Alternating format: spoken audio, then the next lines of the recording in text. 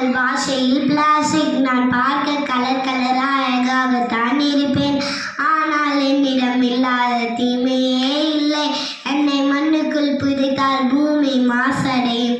என்னை எரித்தால் காற்று மாசுபடும்.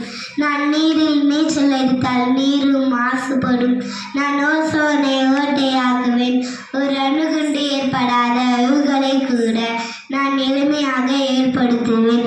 ஒரு சின்ன டீ கடையில் இருந்து பெரிய பெரிய ஸ்டார் ஹோட்டல் வரை என்னை தான் பயன்படுத்துவார்கள்.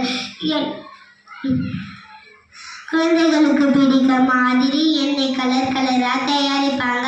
அதை நீங்கள் சாப்பிட்டா வயிறு கிட்டனி கல்லு கேன்சலாக இருக்கும் வர வாய்ப்பு இருக்கு. பிளாஸ்டிக்கில் நல்ல பிளாஸ்டிக் என்பதே இல்லை. நான் முழுவதும் மோசமானவன்.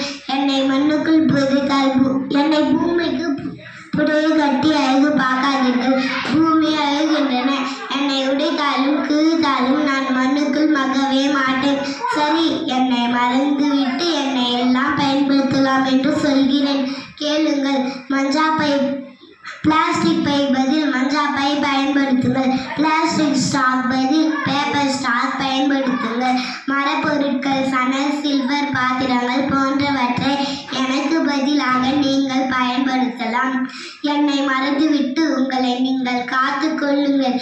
இல்லை என்றால் நான் உங்களை அழித்துவிட்டு மண்ணுக்குள் மகிழச் செய்வேன். தயவு செய்து நோ பிளாஸ்டிக் என்று சொல்லி பழகுங்கள். நன்றி, வணக்கம்.